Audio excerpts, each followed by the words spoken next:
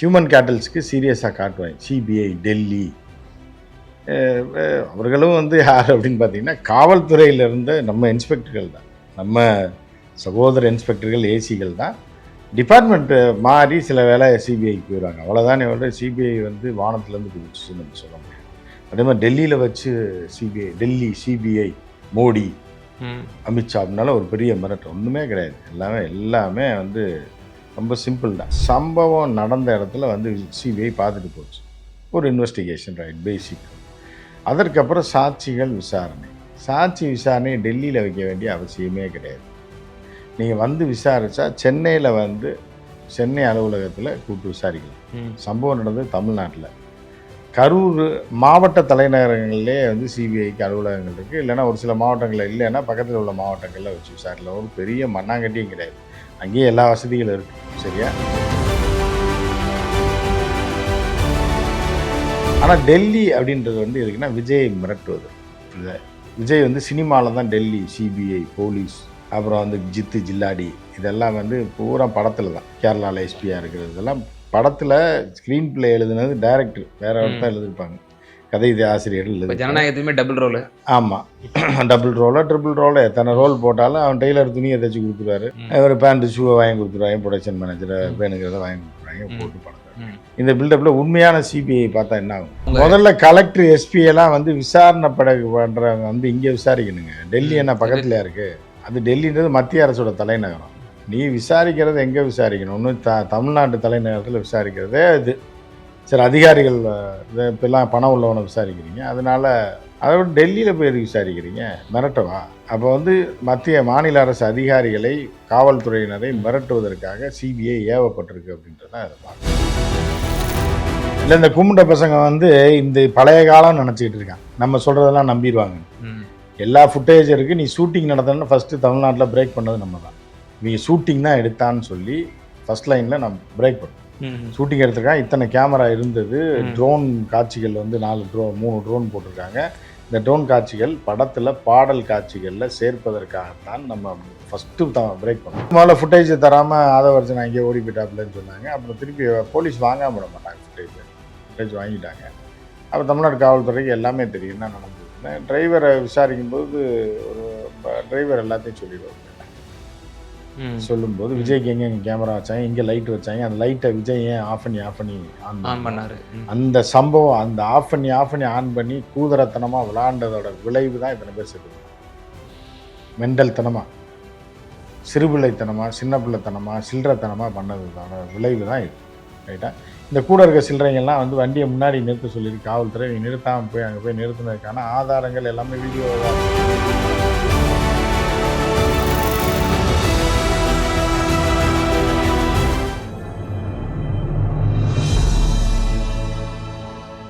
Tamil news நேயர்களுக்கு அன்பு வணக்கம். இன்றைய சிறப்பு நேர்காணலில் நம்மோடு இருந்திருக்கும் சிறப்பு விருந்தினர் மூத்த பத்திரிகையாளர் திரு உமாபதி சார். சார் வணக்கம். வணக்கம் சார். சிபிஐ விசாரணை கடந்த 3 நாட்களாக டெல்லியில் நடந்துச்சு. தாவேகா தரப்புல ஆதவ் அர்ஜுனா, புஷி ஆனந்த், நிர்மல்குமார் ஆகியோர் ஆஜராகி இருந்தாங்க. தென் அந்த கரூர் மாவட்ட நிர்வாகம் சார்ந்து கலெக்டர், எஸ்பி ஆஜராகி இருந்தாங்க. அவங்க தரப்புலையும் விளக்கம் கொடுத்துருக்காங்க. இவங்க தரப்புலையும் என்னென்ன கான்ஸ்பிரன்சி தியரிஸ்லாம் சொல்லப்பட்டதோ அதெல்லாம் கொடுத்துருக்கோம் அப்படின்னு சொன்னாங்க. ரொம்ப சீரியஸாக சிபிஐ தற்போது மேற்கொள்ளப்பட்டு வருது போலையே சார் இன்வெஸ்டிகேஷன்.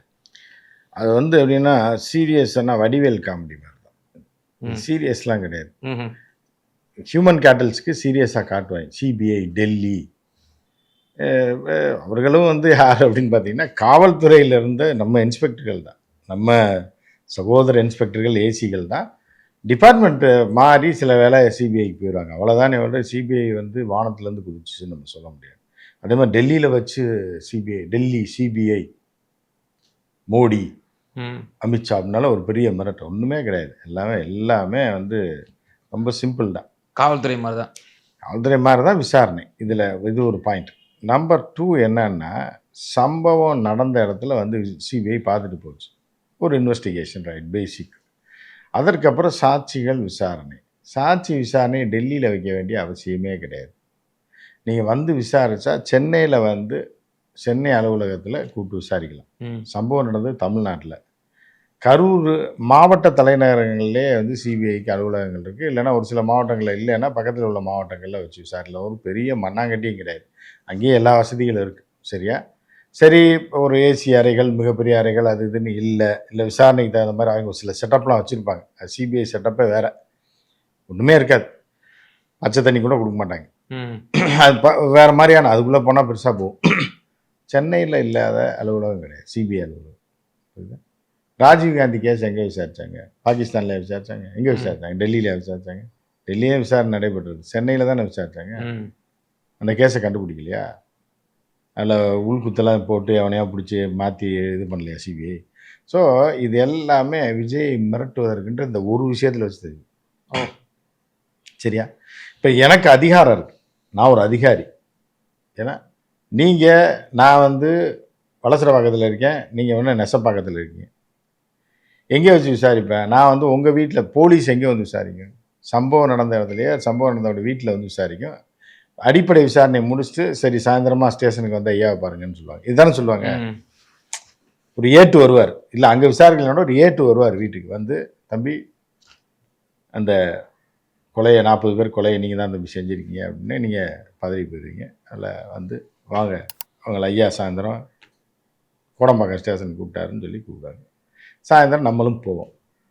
போனோடனே சொல்லுங்கள் எனக்கு அது சம்மந்தம் இல்லைங்க அப்படின்னு சொல்லி நம்ம என்ன கதையை அவங்க கேட்குறதுக்கு பதிலை சொல்லிட்டு வருவோம். அதுக்கு மேலே நம்ம தான் குற்றவாளின்னு நினச்சா அப்படி இம்மீடியட் அரெஸ்ட்டு, இல்லைனா விட்டு பிடிப்பாங்க. இதுதான் விசாரணையோட இது. ஆனால் டெல்லி அப்படின்றது வந்து எதுக்குன்னா விஜய் மிரட்டுவது.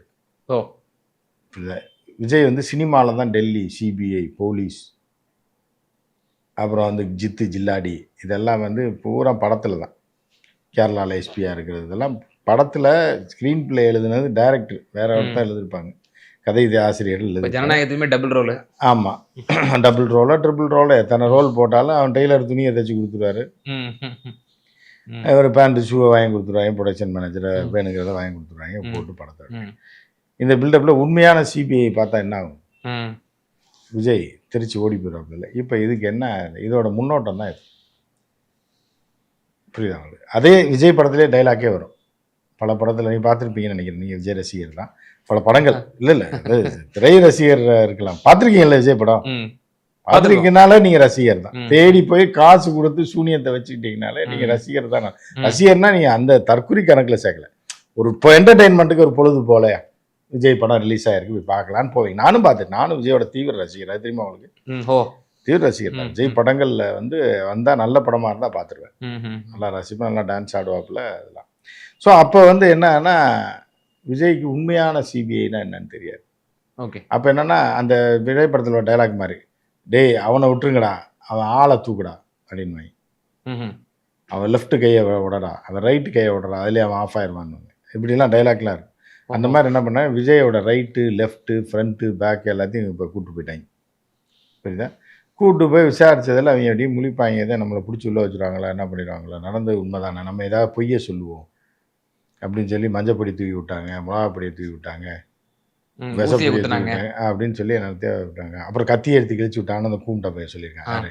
பேர் குறிப்பிட வரும்ல. அப்படியா? சரி ரைட். அப்போ வந்து இது கண்டென்ட், இது டிஸ்க்ளைமர் போடுறீங்க. சரி, யாரும் தெரியல எந்த கூப்பிட்டு, உங்களுக்கு புரியும், பார்க்குறவனுக்கு புரியும். அந்த கூப்பிட்டு என்ன போய் சொல்லியிருக்காங்கன்னா கத்தியை வச்சு கிழிச்சு விட்டாங்களா? யாரும் கத்தியை வச்சு கிழிச்சு விட்டா கத்தி குத்துல இல்லடா சாவான், அப்புறம் மயக்கம் போட்டு சாவான்னு ஒரு கேள்வி இருக்குது. அதுக்கப்புறம் என்ன பண்ணுறாங்கன்னா அந்த கண் சிவந்திருந்தது குழந்தைக்கு. நீ என்ன டாக்டரா? மயக்கத்தில் மூச்சு திணறி ஒரு குழந்தை இறந்துருக்கிறது, அந்த குழந்தை கண்ணு சிவப்பாக இருக்குமா வெள்ளையாக இருக்குமா உனக்கு அப்புறம் தெரியும். இதை போய் சொல்லியிருக்காங்க. ஓகே. அந்த கூமுட்டை நான் சொன்னேன்ல, இப்போ நீங்கள் சொன்னீங்கல்ல பேர் சொல்ல மாட்டேன், அந்த கூமுட்டை இப்படி ஒவ்வொருத்தரும் போய் சொல்லியிருக்காங்க. சொல்லி என்ன ஆயிருக்கு, சிபிஐ தலை சுற்றியிருக்காங்க. ஏன்டா விசாரணை கேஸு வேறு ஆங்கிளில் இருக்குது, 41 பேர் செத்துருக்கான், என்ன நடந்துச்சுன்னு கேட்டால் எவனோ மயக்கப்படி தூணான்றாங்க. இந்த சின்ன பையன் என்ன பண்ணாங்கன்னா, நாங்கள் படிக்கிறக்கூடிய காலத்தில் ஏதாவது வீட்டில் காசு வீசை எடுத்துகிட்டு ஓடிடுவாங்க, தேடுவாங்க, போடுற சாயந்தரமாக வந்துடுவாங்க. சினிமா 8th 9th 7th அந்த மாதிரி படிக்கும்போது ஒரு பையன் அந்த மாதிரி பண்ணிட்டான். சாயந்தரம் பார்த்தா என்னை வந்து ஒரு புள்ள பிடிக்கிறவன் முடிச்சுட்டு போயிட்டான், எங்கெங்கேயோ கூப்பிட்டு போய் கடைசியில் சாயந்தரமாக கொண்டு வந்து இங்கே தள்ளி விட்டு போயிட்டான், நான் ஓடி வந்துட்டேன். ஐயோ உன்னை யாரா கடத்திட்டு போனது, அதை தான் பார்ப்பானே தவிர இவன் வந்து கட்டடிச்சு படத்துக்கு போனதே ஆட்டையை போட்டதே மறந்துடுவாங்க. ஸோ இதுதான் நீ செஞ்சது. ஓகே. புள்ள பிடிக்கிறவன் பிடிச்சிட்டு போயிட்டான், விஷப்பொடியை தூக்கிட்டாங்க, கத்தியை வச்சு கீச்சு விட்டாங்கன்னு ஏதோ சொல்லியிருக்காங்க. சிபிஐ இந்த கதையெல்லாம் பல கதைகளை கேட்டிருக்கோம். கேட்டுட்டு அப்படியா தம்பி, சரி தம்பி. இப்ப இவங்க நிர்வாக தரப்புலயும் சொல்லியிருக்காங்களே சார், நாங்க போதிய பாதுகாப்பு குடுத்தோம். போதிய காவலர்கள நிப்பாட்டினோம். பட் ஆனா அவங்க முதல்ல கலெக்டர், எஸ்பி எல்லாம் வந்து விசாரணை பண்றவங்க வந்து இங்கே விசாரிக்கணுங்க. டெல்லி என்ன பக்கத்துலயா இருக்கு? ம். அது டெல்லின்றது மத்திய அரசோட தலைநகரம். நீ விசாரிக்கிறது எங்கே விசாரிக்கணும்? ஒன்று தமிழ்நாட்டு தலைநகரத்தில் விசாரிக்கிறதே இது. சரி, அதிகாரிகள் இதை இப்பெல்லாம் பணம் உள்ளவனை விசாரிக்கிறீங்க, அதனால அதை விட டெல்லியில் போய் எதுக்கு விசாரிக்கிறீங்க? மிரட்டவா? அப்போ வந்து மத்திய மாநில அரசு அதிகாரிகளை, காவல்துறையினரை மிரட்டுவதற்காக சிபிஐ ஏவப்பட்டிருக்கு அப்படின்றத அதை பார்க்கணும். டெல்லினா பயப்படுவாங்களே. இப்போ இங்கே உள்ள போலீஸ் ஆஃபீஸரு லோக்கல் விசாரணை டக்குன்னு அவங்க அதிகாரிக்கு ஃபோனை போடுவார், சார் இதெல்லாம் கேட்டுறாங்க சார் சம்மந்தம் இல்லாமல் அப்படின்னு சொல்லுவாங்க. உடனே அவங்க ஏதாவது இது பண்ணுவாங்க, எதுங்க இதெல்லாம் கேட்குறீங்க, இது எப்படிங்க அது எப்படிங்க. ஏன்னா போலீஸுக்கு முழு அதிகாரம் இருக்குது. சிபிஐக்கு ஒத்துழைக்க வேண்டுமே தவிர சிபிஐயோட அடிமை தமிழக காவல்துறை கிடையாது. ஓகே. ஏன்னா அது நீங்களுக்கு தெரியாது. ஸோ இந்த மாதிரி பில்டப் பீலாலாம் விட்டுருக்காங்க. அந்த மிரட்டலுக்காக தான் டெல்லியில் விசாரணை பண்ணுது. அவங்க முதலாளியோட விசுவாசத்துக்காக முதலாளி சொல்லியிருக்காட்டுக்காக பண்ணியிருக்காங்க. சார் இன்னும் சில தனியார் நாளிதழ்கள், ஊடகங்கள்லாம் என்ன சொல்றாங்க அப்படின்னா, கைது பயத்தில் இருக்கிறார் விஜய். ஆமா, அது உண்மைதான். ஏன்னா அவருடைய டிரைவரை இப்ப அடுத்தபடியா கூட போறாங்க. இப்ப விஜய்க்கும் சம்மன் வரப்போகுது. ஒவ்வொருத்தரையா கூப்பிடுவாங்க. டிரைவரை வந்து விசாரிச்சாங்க அப்படின்னா எல்லா உண்மையும் ஆட்டோமேட்டிக்கா வெளியே வந்துடும். ஆமா, என்ன அடுத்து அதாவது நீங்க வந்து ஒரு விஷயம் நான் சொல்றேன். நான் போன பேட்டியிலேயே உங்களுக்கு சொல்லியிருக்கேன். எப்போ விஜய் வந்து சம்பவம் நடந்தப்பயே நான் என்ன சொல்லியிருக்கேன்னா, விஜய் வைக்கக்கூடிய செக்கு, விஜய் வந்து அவங்க சொல்கிறதுக்கு மடங்கிட்டா விஜய் விட்டுருவாங்க. இல்லைன்னா இப்படி கொஞ்சம் கொஞ்சமாக மிரட்டி கொண்டு வந்து விஜய்கிட்ட செக்கு வைப்பாங்க, வச்சு வலையில் விழுக வச்சுருவாங்க. இந்த கூமுட்டைங்க செஞ்சது என்னன்னா, ஒழுங்காக தமிழ்நாடு போலீஸ் விசாரிச்சுன்னா தமிழ்நாடு போலீஸு விஜய் எவ்வளோ தூரத்துக்கு சீரியஸாக செக் வைக்காது. எஃப்ஐஆரில் கூட பேரை கொண்டு வரல. அவ்வளோ வந்து சரி நம்ம ஆள் போய் நம்ம ஆள் மீன்ஸ் வந்து சரி ஒரு பெரிய ஸ்டாரு சேர்த்துட்டாப்புல, சரி ஏதோ தப்பு பண்ணிட்டான் தம்பி பேத்தான்னு விட்டுருப்பாங்க. ஆனால் நீ போய் விஜய்கிட்ட இது மத்திய அரசில் போய் மாற்றின பாரு, அதுதான் உன்னுடைய பெரிய முட்டாள்தனம்ன்றது நீங்கள் பிற்காலத்தில் தெரிந்து கொள்வீர்கள். நம்ம அப்பயே பேசணும். அதுக்கப்புறம் விஜய்க்கு வைக்கக்கூடிய செக்கு தான் இது அப்படின்றதே நம்ம சொன்னால், இதை சிபிஐ நெருக்கி கொண்டாந்து விஜயை கொண்டு போய் உள்ளே வச்சிடும். நம்ம தான் அப்பயே இப்போ ஃபர்ஸ்ட்லேயே சொல்லியிருக்கோம். அவங்க பேட்டி எடுத்து பார்த்தீங்கன்னாலே தெரியும். இப்போ கிட்டத்தட்ட 90 கேள்விகள் வந்து டிரைவர்கிட்ட கேட்பாங்க. பலவிதமான கேள்விகள். உங்களுடன் உடன் இருந்தவர்கள் யார்? அந்த கேரவனில் யாரெல்லாம் இருந்தீங்க? என்னென்ன மாதிரியான கேமராஸை வச்சு நீங்கள் ஷூட் எடுத்தீங்க? உங்களை வந்து முன்கூட்டியே நிப்பாட்ட சொன்னாங்களா காவல்துறை அதிகாரிகள்? இது மாதிரியான பல தகவல்கள் பல நாளிதழ்களில் எழுதவே செய்கிறாங்க. மாதவர்ஜனாட்டையும் விசாரிக்கும் பொழுது உங்களை வந்து முன்கூட்டியே நிப்பாட்ட சொன்னாங்க. பட் நீங்கள் தான் வம்படிக்கா போய் அங்கே போய் மோதனீங்களா அப்படின்ற மாதிரியும் கேட்டிருக்கிறாங்க.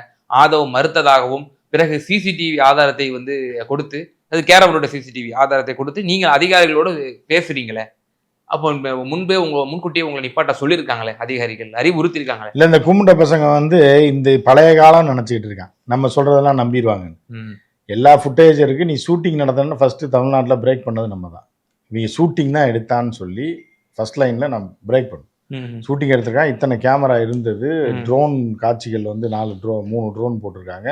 இந்த ட்ரோன் காட்சிகள் படத்தில் பாடல் காட்சிகளில் சேர்ப்பதற்காகத்தான் நம்ம ஃபஸ்ட்டு பிரேக் பண்ணோம். அண்ணன் வந்து அதுக்கு சில மணி நேரத்துக்கு முன்னாடி அண்ணன் நக்கீரன் கோபால் பிரேக் பண்ணி அவர் சொல்லியிருந்தார். அதை நம்ம பிரேக் பண்ணிக்கோம்.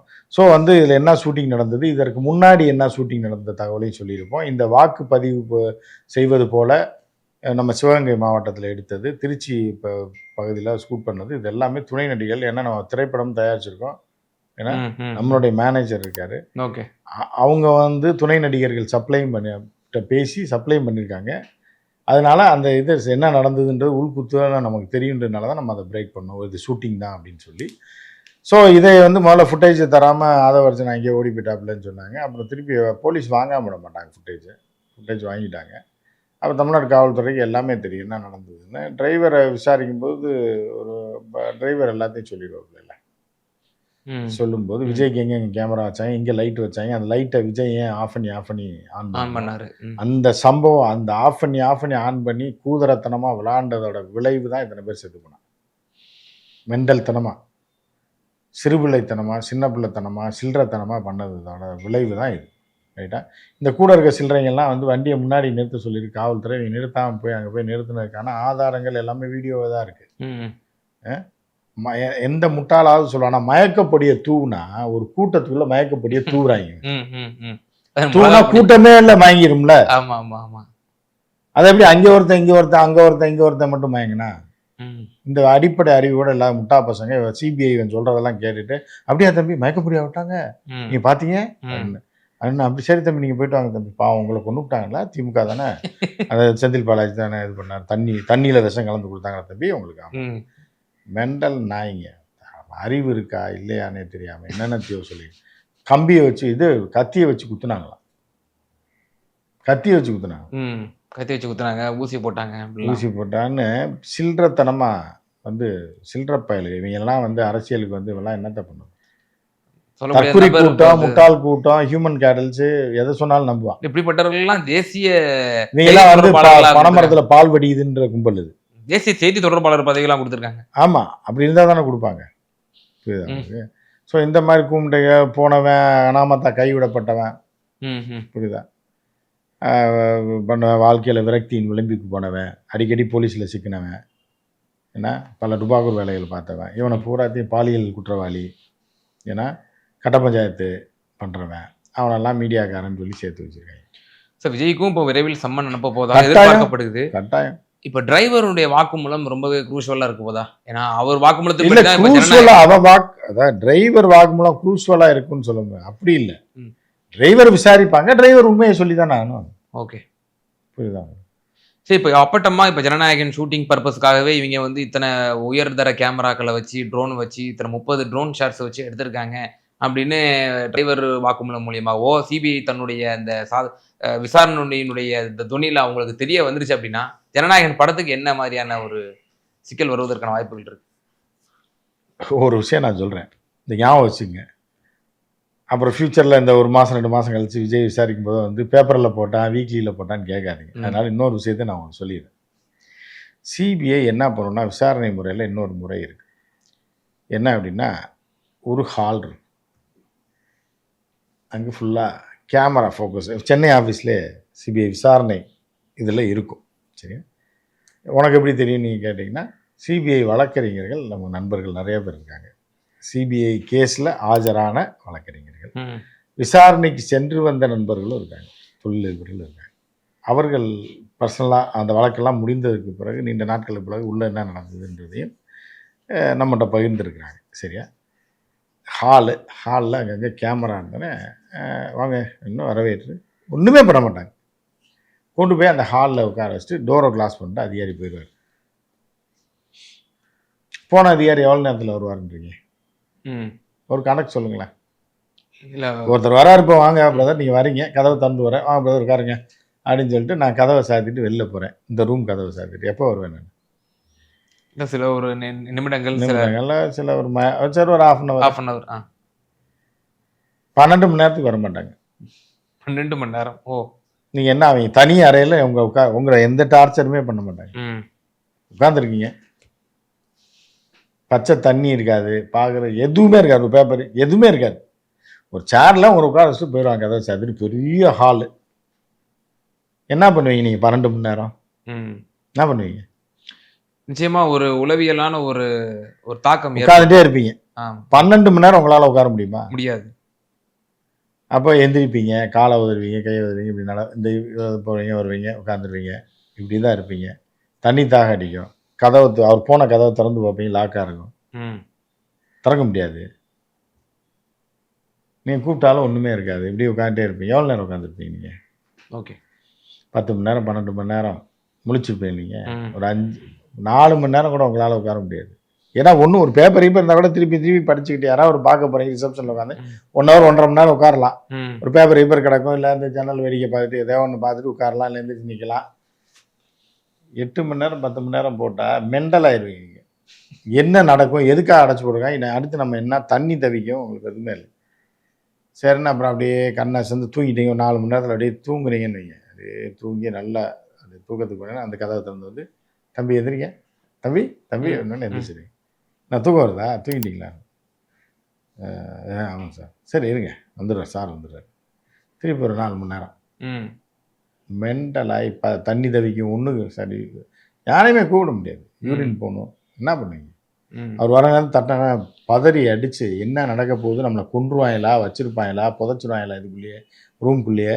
ஆனால் ஒன்றுமே செய்ய மாட்டாங்க. ஓகே. நீங்கள் என்ன கோர்ட்டில் வந்து என்ன சொல்லுவீங்க?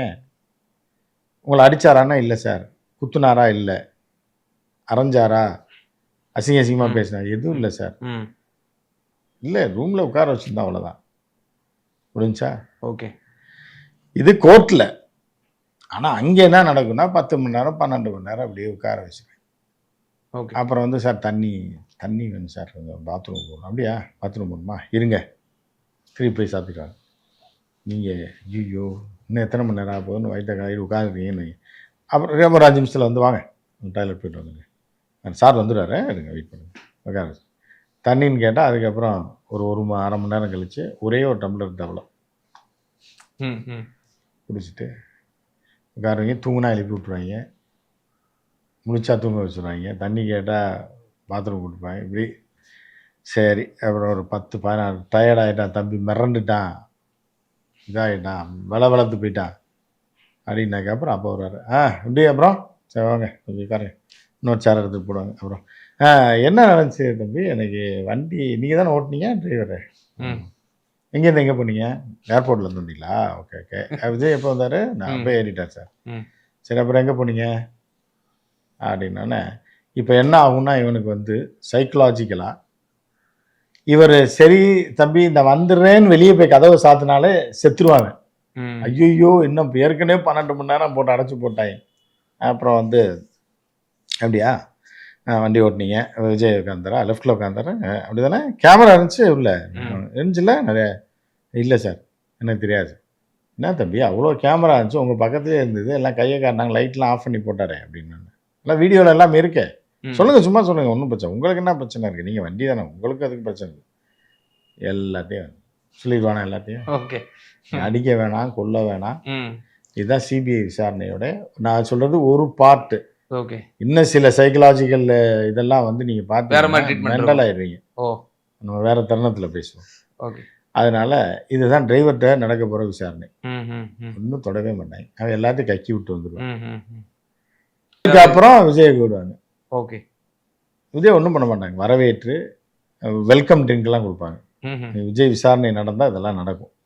விஜய் பிஜேபிக்கு போகலைன்னா இல்லை பிஜேபிக்கு சாதகமாக அவர்கள் சொல்லுவதை செய்யவில்லை என்றால் இதெல்லாம் நடக்கிறதுக்கு வாய்ப்பு இருக்குது. டெல்லி தான் போக வேண்டியது வருமா, அது சூழ்நிலையை பொறுத்து இருக்கு. விஜய் கொஞ்சம் மடங்கி வந்து இழுத்தரலாம் அப்படின்ற மாதிரி இருந்தால் லோக்கல்லே விசாரிச்சு, சென்னையிலே இங்கே வந்தே விசாரிப்பாங்க வீட்டில் பேருக்கு. Okay okay. அது வேற மாதிரி டைப் ஆஃப் விசாரணையாக இருக்கும், கேஷுவலாக இருக்கும். அது வேற மாதிரியா இருக்கும், கேள்விகள் கேட்டு மடக்கிற அது ஒரு ஸ்டைல். புரியுதா உங்களுக்கு? இந்த இது இருக்குல்ல பரீட்சை எல்லாம் 1 மார்க் கொஸ்டின், 2 மார்க்கு, 5 மார்க்கு, 10 மார்க்குன்னு இருக்குங்களா, அந்த மாதிரி. ரொம்ப நல்லா படித்த பையனாக இருந்தால் 1 மார்க் கொஸ்டின் கேட்பாங்க. கொஞ்சம் இதாக இருந்தான்னா 10 மார்க் கொஸ்டினை கேட்டு அவனை அதோட பொங்காக்கி விட்ருவாங்க. இதுதான் சிபிஐ ஸ்டைல் விசாரணை. இப்படி தான் விஜயை தூக்க போகிறாங்க. ஒன்று வீட்டில் வந்து விசாரித்தா கேட்குற கேள்விக்கே விஜய் தக்கா பக்கான்னு ப்ராப்ளம். வேற ஒன்றும் வேணாம், சிபிஐ வந்து ஒரு ஃபோட்டோ காமிச்சு இந்த கொள்கை தலைவர்கள் பேரெல்லாம் வரிசையா சொல்லுங்க அப்படின்னாலே முடிஞ்சு போச்சு. ஓகே. 5 கேள்விங்க விஜய்கிட்ட வந்து சிபிஐ கேட்குதுன்னு வச்சுக்கோங்க. அவங்க விஜய் ஹவாரியோ அப்படின்ட்டு சிபிஐ ஆஃபீஸ் கூப்பிட்றாங்க சென்னைக்கு. வந்தோடனே சார் நீங்கள் என்ன சாப்பிட்றீங்க, என்ன ட்ரிங்க் வேணும்னு நீங்கள் சொல்லுங்கள். இல்லை நான் எனக்கு ஒன்றும் இல்லை, ஏதாவது நீங்கள் சாப்பிடுங்க. சரி ஏதாவது பலரசங்க, சரி நீங்கள் போய் இதில் ஆர்டர் பண்ணுவீங்க, எந்த ஹோட்டல் உங்களுக்கு ஸ்டார் ஹோட்டல்லேருந்து வரணும் அப்படின்னு சொன்னீங்கன்னா அந்த ஸ்டார் ஹோட்டல்லேருந்து வரும். கொடுத்து உட்கார வச்சு விஜய் ஹவாரியோ இப்படி இருக்கீங்க, அப்படி போயிட்டுருக்கு, அப்புறம் இந்த படம் லாஸ்ட் இல்லையா அப்படின்னு கேஷுவலாக பேசி உள்ளே கூப்பிட்டு போய் உட்கார வச்சுருவேன். முள்ள உட்கார வச்சு அப்புறம் அன்றைக்கி கேமரா இருந்தது, நீங்கள் ஷூட் பண்ணி சும்மா சொல்லுங்கள், ஒன்றும் பிரச்சனை இல்லை. நம்ம என்ன எல்லாம் இதெல்லாம் நம்ம வந்து திமுக அரசோ இல்லை தமிழ்நாடு போலீஸோ கூட உங்களை இது மாதிரி பண்ணலாம், நம்ம தெரியும்ல, நம்ம கரெக்டாக நியாயமாக விசாரிப்போம். நீ வண்டி கொண்டு போனது எல்லா வீடியோவும் பார்த்துட்டோம், நீங்கள் போனீங்க, அவங்க நிற்காது, அவங்க சொல்கிறாங்க, நீங்கள் நிற்காது, உங்கள் டிரைவர் நேராக விட்டான், ரைட் ஓகே விட்டுட்டா, லைட் ஆஃப் பண்ணி போட்டீங்க, அது நீங்கள் ரசிகர்களை வந்து ஒரு என்டர்டெயின் பண்ணுறதுக்காக நீங்கள் போட்டிருப்பீங்க. அதெல்லாம் தப்புன்னு சொல்ல முடியாது, ஏன்னா இப்படிலாம் நடக்கும்னு நீங்கள் எதிர்பார்த்துருப்பீங்களா, பார்த்துருக்க மாட்டீங்க. அப்புறம் என்ன நடந்துச்சு, அந்த ஷூட்டிங் அவங்க பெர்மிஷன் தரலையோ உங்களுக்கு, எதுக்கு நீங்களாம் 6 கேமரா போட்டீங்க? இல்லை அது பிரச்சனை இல்லை, நீங்கள் வந்து வேனுக்குள்ளே ஷூட்டிங் கேமரா வச்சு பண்ணுறதுல எந்த பெர்மிஷனும் தேவையில்லை அப்படின்வாங்க. அதுதானே போட்டீங்க, அது என்ன அந்த ஃபுட்டேஜ் யூஸ் பண்ணுறீங்களா படத்தில், அந்த இது கூட வந்த மாதிரி சொன்னேன். அப்போ சொல்லி தானே ஆகணும். ஓகே. நீங்கள் இல்லைன்னு சொன்னீங்கன்னா, இல்லையே இந்த வந்திருக்கேன் ம், ம். ட்ரெய்லர் கட்டில் கிராஃபிக்ஸ் பண்ணி போடுறீங்க, இது இதோட சோர்ஸ் தானே அது அப்படின்னு. அது சும்மா எடுத்துருப்பாங்கல்ல, ஷூட்டிங் பண்ணியிருக்க மாட்டீங்க, அந்த வீடியோ கொடுத்துருப்பீங்க, அவங்க கிராஃபிக்ஸில் பண்ணிக்கிறீங்க. கரெக்ட். ம், ம், ம். இப்படியே வச்சு செஞ்சு விட்றாங்க வாடின்னு. வச்சு செய்கிறதுலையே எல்லாத்தையும் உண்மையை ஒத்துக்க வேண்டியது. ஓகே. எல்லாத்தையும் எழுதி வாங்கி நீங்கள் போய்ட்டு வாங்க விஜய், நாங்கள் இருக்கோம், அவங்கள பார்த்துக்குறோம், ம். விட்டாங்க கொஞ்சம் பண்ணுங்க அப்படின்ட்டு விட்டுருவாங்க. இது எல்லாத்தையும் வாங்கி வச்சுட்டு என்ன பிஜேபிக்கு ஆதரவா இல்லையா, சொல்கிற செய்யா செய்ய மாட்டியா, ம், ம், ம். தூக்கு, இதுதான் நடக்கும். இந்த கும்பிட்டையெல்லாம் போட்டிருக்கான் அவருக்கு, இந்த விருந்தளித்து சிபிஐ ம். ஜூஸ் கொடுத்தாங்க, வடை கொடுத்தாங்க, எல்லாம் வாங்கி கொடுப்பாங்க. சிபிஐயோட கவனிப்புன்றது ம், உங்களுக்கு செமையாக இருக்கும். ம். எந்த ஹோட்டலில் வேணுமோ உங்களுக்கு சாப்பாடு வரும், ம், ம், ம். அதெல்லாம் கொடுப்பாங்க. ஓகே. கடைசியில் குனியை வச்சு குறுக்குள்ள மிதிக்கிறப்ப தான் உங்களுக்கு தெரியும், ஐயையோ நம்ம எல்லாத்தையும் சொல்லிட்டோமே அப்படின்னு. ம், ம். அதான் சிபிஐ ஸ்டைல். ஓகே. ஸோ விரைவில் விஜய்க்கு இருக்கும். இந்த ஜித்து ஜிலாட்டி பாட்டெலாம் அங்கே பாட முடியாது. ஆட்டோமேட்டிக்காக விஜயே உளறி கொட்டிடுவாப்புல எல்லாத்தையும் சொல்லிடுவார், நடந்ததுக்கப்புறம் சொல்லிடுவாப்புல, சரி போயிட்டு வாங்க தம்பின்னு அனுப்பிவிட்டார். ஓகே. அதான் நிச்சயமா சார். சிபிஐ விசாரணை சம்பந்தமாக பல அரிய கருத்துக்களை எங்கள் நேயர்களுக்கு பகிர்ந்தீங்க. ரொம்ப நன்றி. நடக்கும்.